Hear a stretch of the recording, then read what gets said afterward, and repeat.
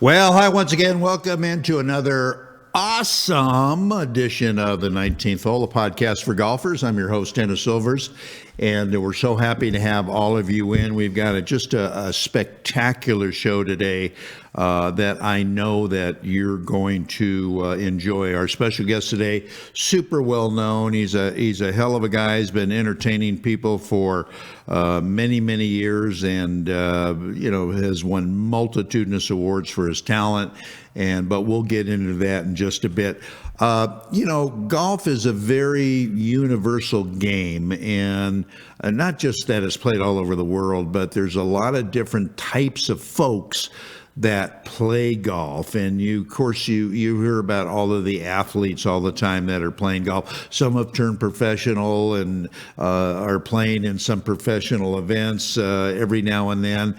But another part of the segment that really enjoys golf, and I know several of them, are entertainers, and broken down into that are specifically country western folks. They absolutely love to play golf, and we are lucky enough to have one with us today that you're certainly going to enjoy. And so let's get right to it, and let's tee it up right now and bring on our very special guest, T.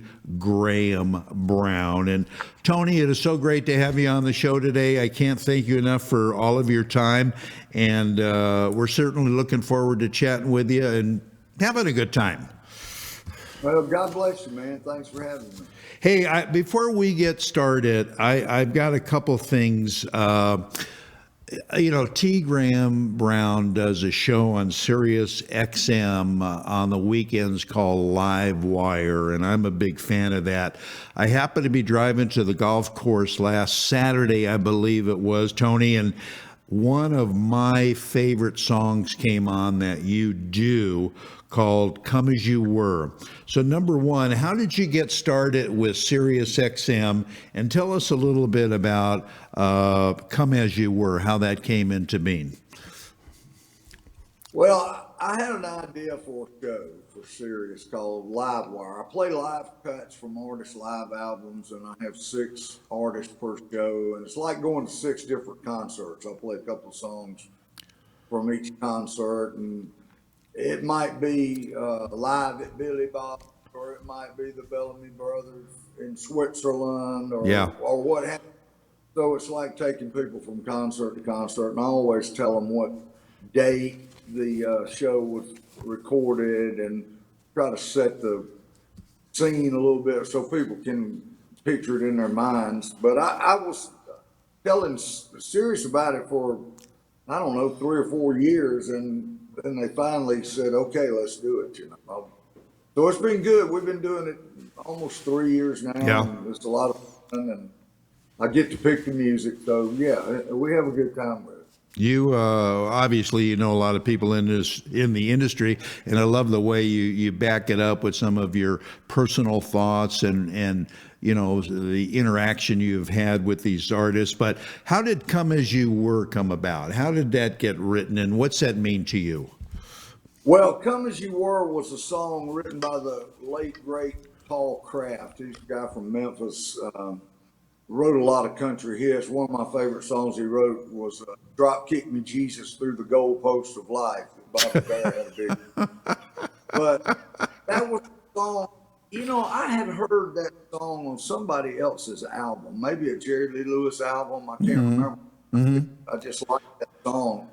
We always look for songs. A lot of the songs I've sung demos on when I first moved to town. I was a demo singer, and songwriters will write a song and then get a guy like me to sing it for them, and then they pitch it around town to try to get it recorded. So when I was first starting out, I had a supply of songs to pick from, and then I write some and I find some. It just depends.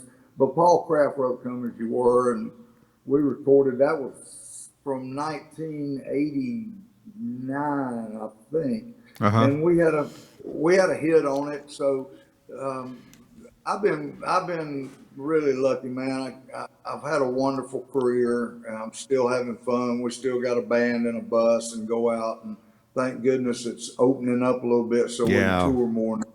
Yeah, no, But absolutely, absolutely. I've got a question for you, and in your honor, do you like this better than this? I'm generally a cap guy, Okay, say no more. but I do wear cowboy hats from time to time. So, Okay, so you're but I wear more. I got a cap on right now, so I wear okay. more cap. All right, so say no I got more. a big I got a big collection of caps, and I have two cowboy hats, so I have more caps. Okay, say no more. I'm going with this. Let me tell everybody a little bit about you. Our special guest today, T. Graham Brown, describes his music, and I think it's very apropos, as something very special. Our guest has 15 studio albums and has charted more than 35 singles. It's amazing on Billboard, Cashbox, and gospel charts since 1986. Remarkable. And you talked about the personification of staying power. That's T. Graham Brown. He also has won multitudinous awards, as I mentioned earlier, like Country Music Association Award winner, several-time Academy of Country Music Award nominee, ASCAP Award winner, multiple Christian Music Award winner, Prism Award, and Diamond Addy Award winners. Those are all got to be something pretty special to you, T. Graham Brown. Well, man, it's nice to be recognized, I guess. When you said that I describe my music as something special, I don't know. Somebody else must have said that. I'm just a regular old kind of country rhythm and blues gospel guy. Both my sides of my family were farmers, so I grew up riding a John Deere tractor. But like I said, I've had a wonderful career. I came along at a great time. I got to work with all the one name people. I call them Willie, Waylon, Merle, Yeah. George, and Loretta, Conway, Kenny, and Dolly, and all those folks. So it's been a wonderful time. It Oh, really has. it's got to be. You work with so many great people. You've also appeared on country's biggest stage, and of course, that's the Grand Ole Opry, almost 300 times, if you can imagine that, since his debut there in 1986. Bottom line, T. Graham Brown loves to sing, and he still, as he mentioned, still tours all over the place in his bus. By the way, one of my title sponsors, Encore Golf, there's a young fella, I don't know if you know him, he's out of Nashville, called Brett Young. He is a brand Yeah. ambassador for them, and Encore Golf wanted me to put that out there for you. All right, let's get into something. Let's talk about something important before we get into your music. Obviously, it's great you play golf. How did you get into golf? What do you love about golf? And how much golf you playing? Well, I got into golf. I was going to the University of Georgia. They had a really good course over there, and we could, as a student, you could play almost for free. Yeah. And they had a great chocolate milk machine at the top of 18, so we call that the chocolate milk hole. I used to love that. But so I'm 67, and I was going to Georgia in the early 70s, so I've been playing golf that long, and I get to play with some fun folks. There's a course here in Nashville called Gaylord Springs that's owned by Gaylord Company and the Grand Ole Opry, and so I get to go out there and play for free, and it's really a very nice course. And I play in tournaments. I played, for instance, with John Daly a couple of times this year. I've been Awesome. knowing John for 30 years, and he's proud of his son. Got a full ride, I think, at Arkansas, and he's really proud of that. And Yeah. And Rob O'Neill, I don't know if you know him, the guy that killed Osama bin Laden. I've been able to play with him, and Kid Rock, and Oh, he just, great. just people. It's just people I know. In my business, I've been in Nashville since 1982, and I know everybody. So I can basically pick up the phone and call somebody and see what they want to do. I play with Vince Gill, and Oh, awesome. we just get out and have fun. I like golf. I don't play foot golf as bad as I am. I just hit them where they lay,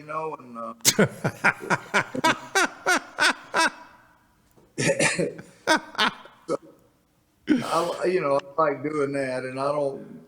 If I, my father is a little old to play now, but he was the world's worst at playing foot golf, and he would just hit them until he hit one he liked. Yeah, I hear you. But then he would add up the score like it was a real score, So Yeah. you know what I'm talking about. But I just like to go out there, man. I wish I practiced more. That's my downfall. It's just dumb to try to practice while you're playing. That's just a silly thing.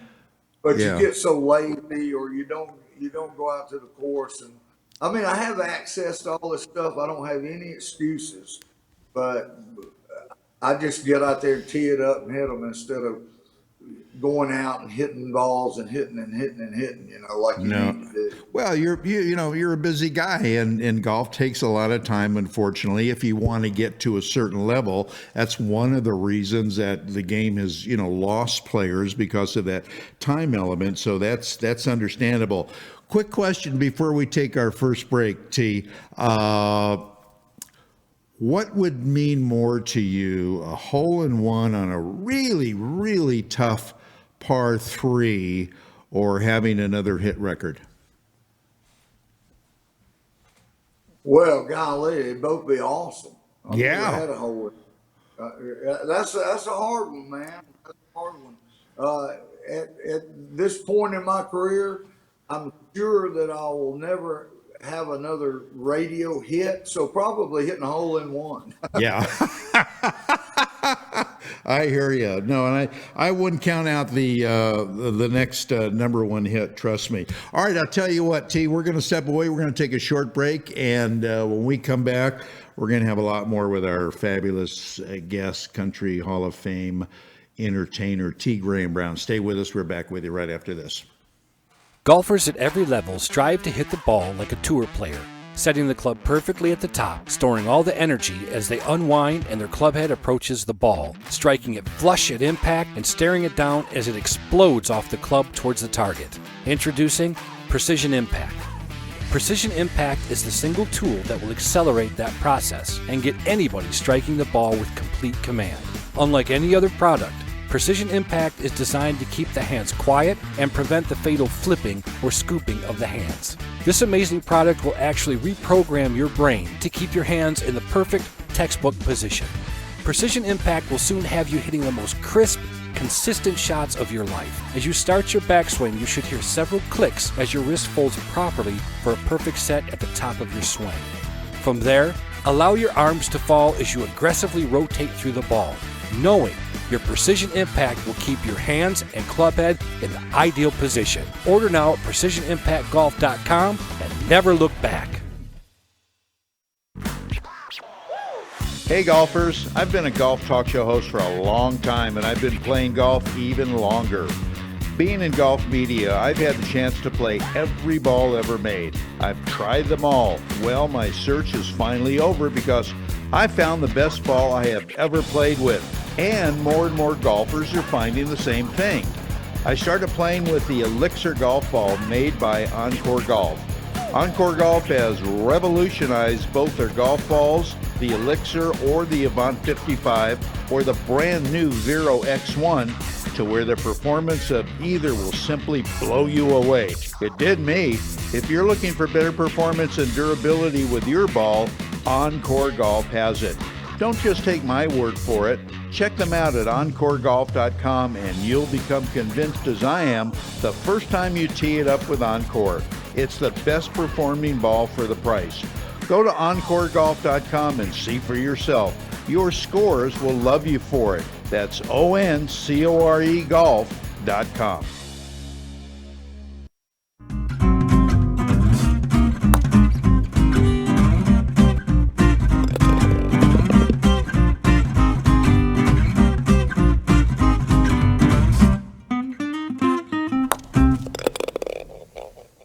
All right, welcome back to more of the 19th Hole, a podcast for golfers. I'm your host, Dennis Overs, having a wonderful conversation with a very special guest. He's a country icon, T. Graham Brown. And T, let me ask you this. Why do so many or a lot of country singers make the transition or try to make the transition to start singing gospel music? You know, like your Grammy Award nomination, I think it was in 2014 for the Best Roots Gospel album. What is there about gospel music that country singers like?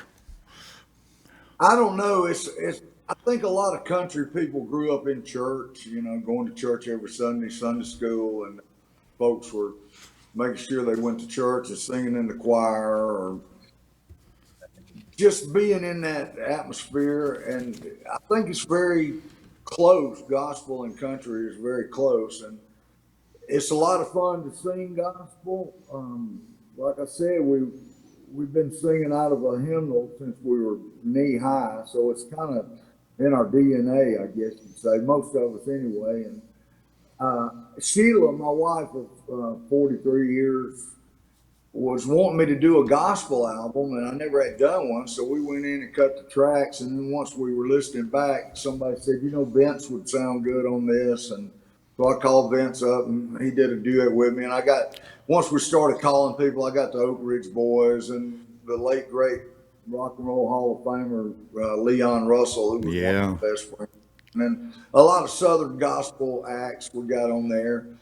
So I do that. And the first, when I was a kid, my boyhood years were spent down in South Georgia in this little town with 300 people. And our house backed up to the railroad tracks. And we didn't have a air conditioner, so we had an attic fan that would draw air in the window. So I would sleep at the foot of the bed, and I could hear all the black people lived on one side of the tracks, all the white people lived on the other. And the first band I ever heard, a real band with drums and guitars and bass and keyboards and all, was the Black Church band. And they were rocking out. So I kind of got started with a little rhythm and blues there really early on. And I just enjoy gospel. I've always watched gospel shows. I'd be shining my shoes in front of the TV on a Sunday morning, with some liquid kiwi shoe polish, and my parents would have the Gospel Jubilee show on TV. So I've been listening to it all my life, and I've that's a lot great. Of artists have, so That's great. Well, gospel it's is not a big stretch at all. Yeah, no, I could see where it's a relatively easy transition, and people that, like you say, just love gospel for not only the words, the melody, but the meaning, and I could see why so many people like to get into it. How did it come about, T, that you became the face? I don't know how many people know this, but you became the face and voice for so many advertising campaigns like, Taco Bell, McDonald's, Coca-Cola, Dr. Pepper, KFC, Disneyland, and I'm sure I'm leaving a lot out. How did that come about? Well, I just have a raspy voice, and when I first moved to town, somebody heard me singing on a demo, and that was in the advertising business. And I think the first one I ever sang was a McDonald's commercial that they used on a Super Bowl.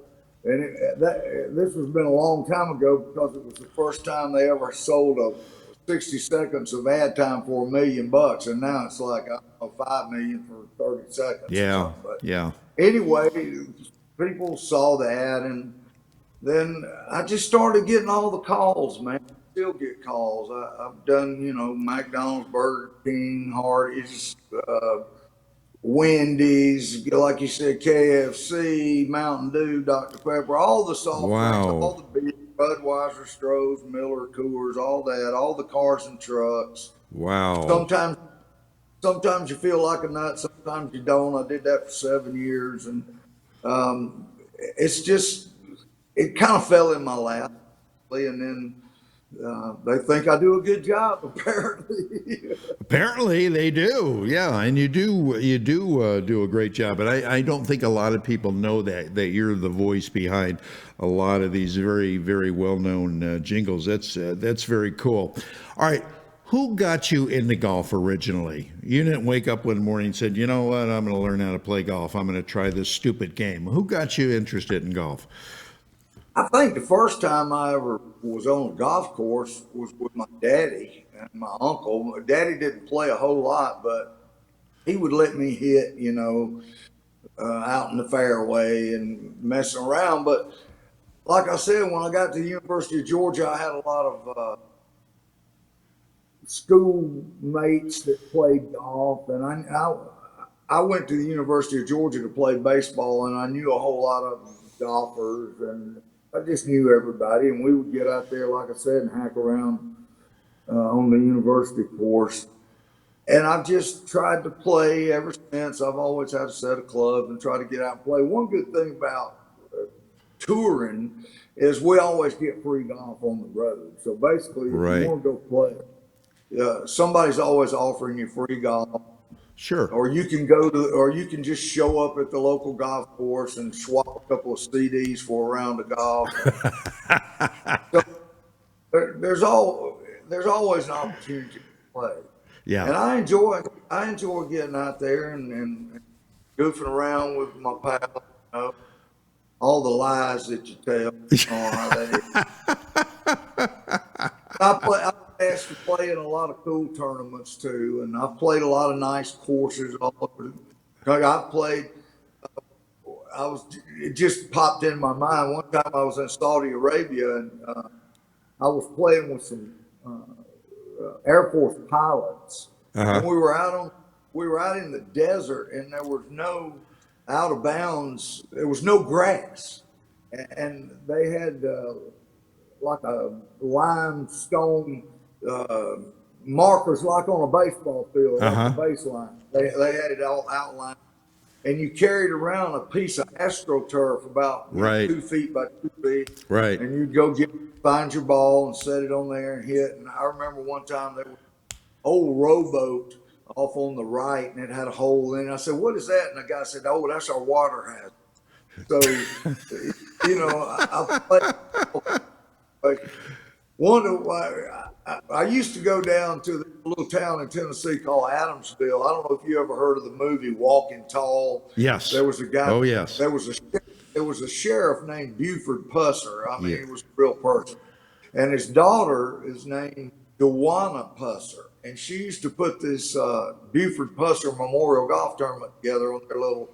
I think it might have been a 9-hole course, and you know how you'll go to a tournament and you always get a goodie bag, and some goodie bags are better than others. Some Sure. got more cooler stuff.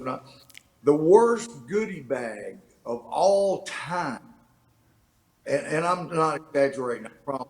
I went down to Adamsville and I was signing in, and they handed me this little yellow bag. It was I should have the first tip off should have been it was light as a feather. And I looked in there, and it was a pack of those orange crackers, those bright orange square, and a pair of toenail clippers from the first. And that, a pack of crackers and a pair of toenail clippers. Oh No my ball. None of that.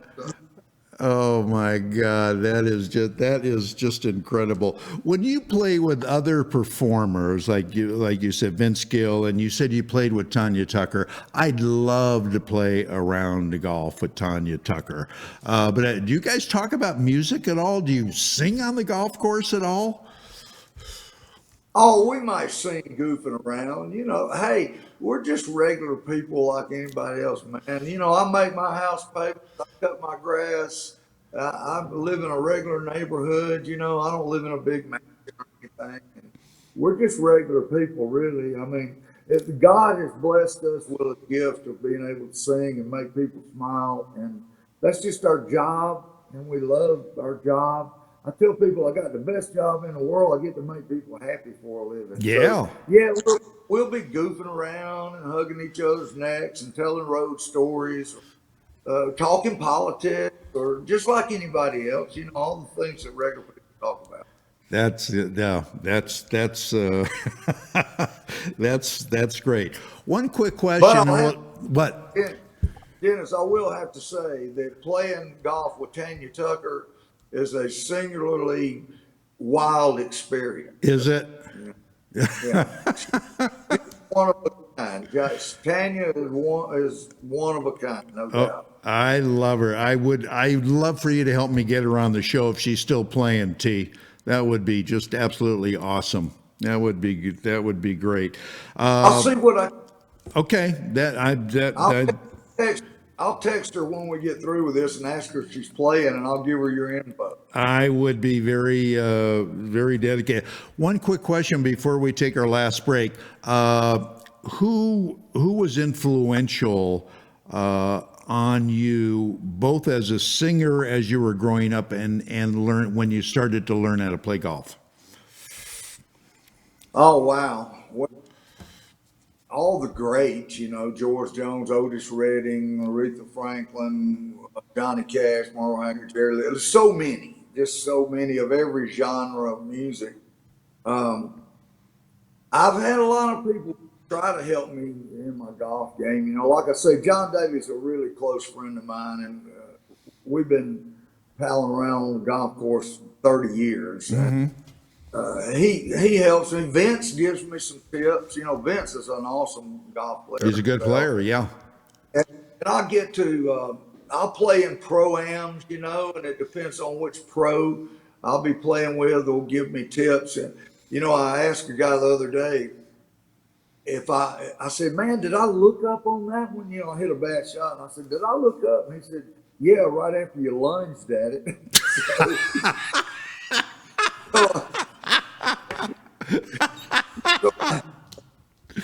I need all the help I can get. Oh, who doesn't in this crazy game? All right, hang in there with us, T. We're going to take a short break and come back. We're going to finish up with a great interview with a great T. Graham Brown. We're back at you right after this.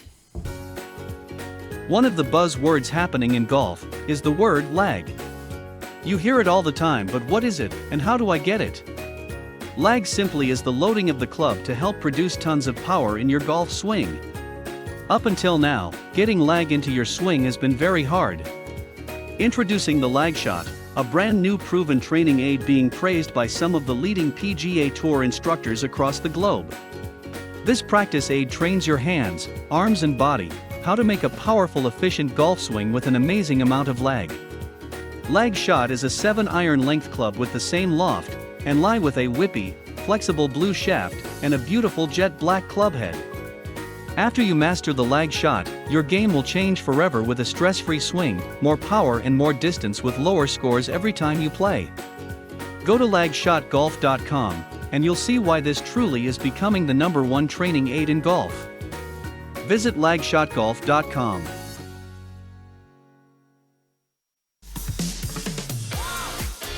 As golfers, we want instant gratification when it comes to a better golf swing and playing better golf. Impossible, you say? Not anymore. Golf Boost Artificial Intelligence (AI) has developed and patented the most advanced swing analysis technology in golf.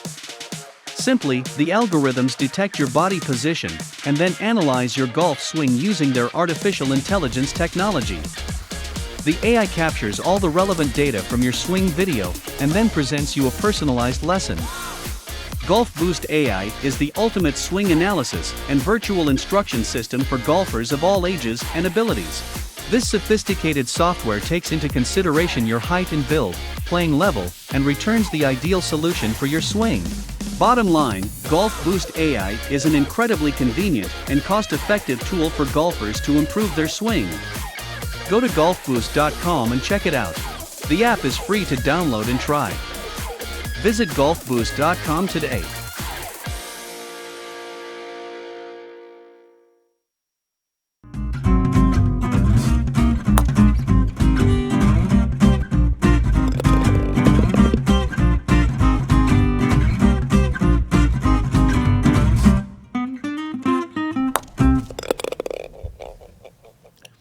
All right, welcome back in, everybody. We're just about to finish up with our great guest today, country music star T. Graham Brown. And T, do you think that the style and the message of country music has changed today as opposed to, say, when you first got started? Is the message basically the same? You know, boy loses girl, girl loses boy, break my heart, you know, that type of thing. Is it evolved at all? Well, there's a lot of that. Those are timeless subjects. You know, people get married and divorced all the time. People get their heart broken all the time. Yeah. People are going to drink a cold beer. People are going to go to the lake and party. So it just, you know, everything evolves like that. Music evolves, and it's totally different than when I started. But hey, man, I don't take anything away from the kids out there. They're doing their thing. I'm gonna tell you, moving to Nashville and pulling it off is a hard thing to do, and to keep it going is a hard thing to accomplish. So I just say more power to them if they can make it work and make it happen, because it's not an easy thing. No, it's got to be extremely competitive, obviously, and you've just done a great job, obviously. Can I say something? Of course. You had said something earlier, made me think of this. You know how hard it is to put a tournament together. It takes a lot of people it's just a lot of legwork. Yeah. And like Vince Gill had done his tournament like 25 years in a row, and it just grew to the point where it was a monster, but it was a great, they had it together. It's always great. But country music people seem like, and I'm sure rock and roll and everybody else do, but I can speak to the country music community. It's very caring and giving people. We always help each other out. If somebody has a thing that they're doing for breast cancer research, or homeless, a Nashville mission, or, you know, whatever it is, and we all help each other out, and it's a lot of fun. We just all pull for each other. We all know each other. You'd think there would be a lot of cutthroat, backstabbing competition and all, but it's really not that way. We try to help each other very much. I remember people that play golf, I think, are very giving people. I played a couple of years ago. I know the governor here in Tennessee, and I was playing with him, and one of the men that he was playing with runs a Tennessee Home for Boys, and we were just talking, you know, and he said, "Man, you know, we need a couple of golf carts to haul our guys around." And so I said, "Well, let me see." So I called a buddy of mine in a little town called Alamo, Tennessee, and it's a little bitty town, and he's the mayor of the town. I said, "Hey, man, I need a couple of golf." I had played their little course there in their town, and I noticed they had their own golf carts. And I said, "Hey, can you hook me up with a couple of golf carts?" And he said, "Oh, man, no problem." I told him what it was for, and they delivered them. So it's really neat to see how it's easy for us to give back, and it's really easy to use what little name recognition or celebrity that you have to help people, and that's what we try to do. You know, we're just in a unique position to help people, and that makes it a lot. Yeah, that's what separates you guys, and that's what makes you guys so great. And I was just thinking, as you're saying that, I myself am putting together something very special like that. I'd love to get in touch with you, T, if that's okay, and give you my thoughts. Sure. That would be awesome. All right, last question. When the hell are we going to see you in Las Vegas? When are you going to start touring out here, for crying out loud? For crying out loud is right, man. It's time. We're open The here, last- baby, 100%. Well, I was out for the National Finals rodeo, not last year, but the year before. Year before? I don't even know if they had this year. And we did a couple of shows there. Then got to go over and sing the national anthem. Oh, you know, the National Finals rodeo is a big deal for Right. Las Vegas. Right. Brings so many people and much money in. So hopefully very soon. I don't know if we'll get that this year, but I would love to. I love Las Vegas. I really enjoy being there, and great golf courses, Yep. great venues to play, and so yeah, I would love to come. And I think we are getting it. This year, fortunately, because everything's looking good for us in the future and all that stuff. That would be absolutely great. But I want you to come out here so we could go tee it up, and you know, I want to kick your ass on the golf course, T. You doggone right, Darius. I'll do it too, buddy. I love it. You're the best. You are the best. Anyway, thank you so much for coming on the show and spending time with us. We just love you. You've got great music. Listen to his show on Sirius XM. Let me plug myself for. Go ahead. The show is called Livewire. Right. It's on Sirius XM Prime Country. Also, please, y'all go to our Facebook page. It's all our stuff's under T. Graham Brown. We got Facebook, Twitter, Instagram. TGrahamBrown.com. Got our schedule and all kind of T. Graham Brown stuff on there, music and all that.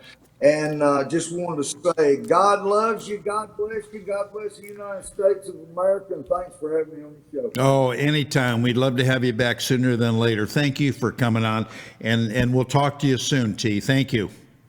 Thank you. So long. Bye-bye. What a great guy. What a great artist. If you haven't listened to his music, and especially if you like country western, well, I'm sure you've listened to his music. Give him a shot. All right, we're going to step away. We're going to have our game tip of the week with Adam Bazalgette from Scratch Golf Academy in Florida, and then we're going to come back and finish up. Stay with us. Well, hello again. Adam Bazalgette here in Naples, Florida. Two-time PGA Teacher of the Year award winner down here. Wanted to help you today and talk about how to improve your chipping in golf. So let's see what we can find out.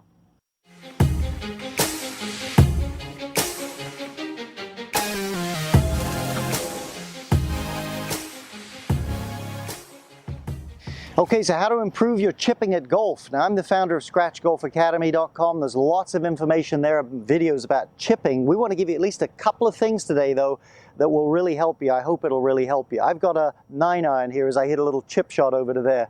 By the way, if you liked the video, please hit the like button. Would love to get you more of this content. Just subscribe to the channel and we'll get you more free content. The main thing when you want to get better at chipping in golf is you have to be able to consistently hit the ball solidly and hit it at a predictable height. The height it comes off the club at determines how much it rolls and it lands. So if your contact is inconsistent, some thins and some fats, I mean, hey, we can all do it once in a while, but if it's inconsistent and if your height changes as it comes off the club, there's no way, no matter how much practice you do, that you'll develop good touch. So let me give you a couple of little thoughts that'll help you. Number one, make the club a little shorter. Shorten up on the club and stand nearer to the ball than you normally would. Normally I would stand about here for a 9-iron. I'm going to stand a lot nearer and make the club shorter. It does two things. Number one, a shorter golf club is easier to find the ball with. And number two, when you get closer to the ball, your swing will stay in a more straight back and through arc. I'm not saying exactly straight, but more straight. When you stand away from the ball, the club will start to make more of a circle around you. More difficult to hit the ball solidly when you do that. The second thing in solid contact, minimize wrist motion. When you start adding wrist action and moving the head of the club around, your odds of meeting the ball solidly with a consistent loft, not so good. So when you make your swing, you want to feel like the golf club is very stable going through. Now, let me just add to that, we're not talking stiff-wristed. Good chippers have a little play in the wrists. The weight of the club naturally flows a little bit. And just to touch on another point with this, you might hear keep your legs nice and still when you chip. It's fairly true. But if you were tossing a tennis ball, there's a natural little bit of movement. So we're looking for something where the club is very predictable, very stable, but not rigid and unathletic. So we get a little play in the hands, Little bit of movement in the knees as we come through, but minimal hand action. See so many people chipping the ball and just a chaotic, active set of hands. You're not going to be a consistent chipper that way. Get your setup position, tilt the club up against the ball. Nice stable hands, a little bit of flow with the feet. So if you follow those two things, get yourself nearer the ball, and then within reason on a small chip, minimize hand motion, but still do it with a little feel. I think these things will help you hit the ball more solidly and really help you improve your chipping in golf. At least it'll give you a good jump start on it. Again, my name's Adam, founder of ScratchGolfAcademy.com. Please subscribe to the channel and hope this helps you with your chipping.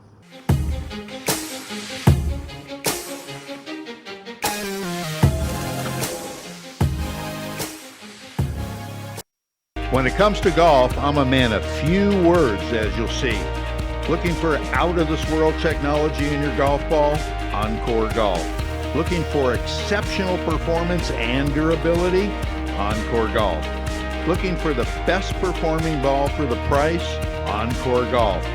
Check them out at Encore Golf. That's ONCORE golf.com. Your scores will thank you. Innovation begins at a single point. Elements, each with their unique character. Fire-forged steel creates unprecedented control. Chemistry delivers a touch so soft, combined to create a level of performance previously unimagined. Like magic, the Elixir, the new tour ball from Encore.